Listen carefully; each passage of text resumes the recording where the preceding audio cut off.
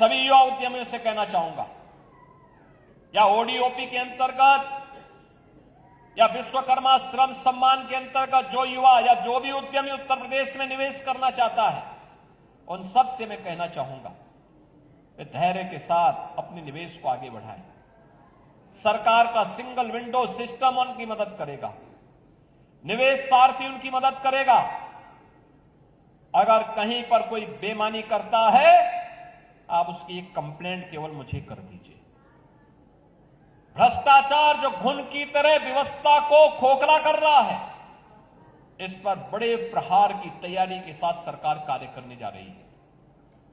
हमने पहले ही कहा है कि अपराध और अपराधियों के प्रति, भ्रष्टाचार और भ्रष्टाचारियों के प्रति सरकार जीरो टॉलरेंस की नीति के तहत काम करेगी, और उसी जीरो टॉलरेंस की नीति के तहत मैं आपका आह्वान करने के लिए आया हूं। अगर कोई आपसे कहता है कि लोन दिलाने के नाम पे हम आप पैसा दीजिए, हम पैसा दिलाएंगे, कतई विश्वास मत करिए। सरकार के पोर्टल पर जाइए। अगर कोई आपसे अनावश्यक रूप से धनराशि की मांग करता है, आप उसकी शिकायत करिए। हम उसकी जांच करवा करके जवाबदेही तय करवा देंगे वहां पे।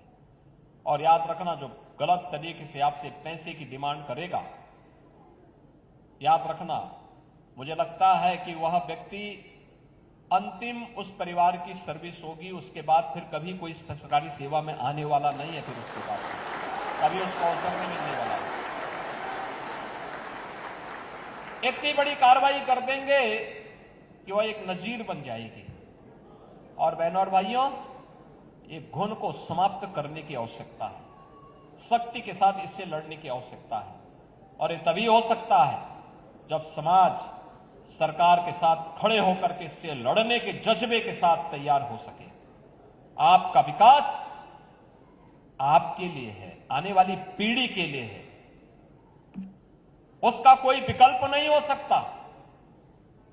हमें ऐसा अवसर वहां पे प्रदान करना चाहिए, ऐसे अवसर सृजित करने चाहिए आने वाली पीढ़ी के लिए।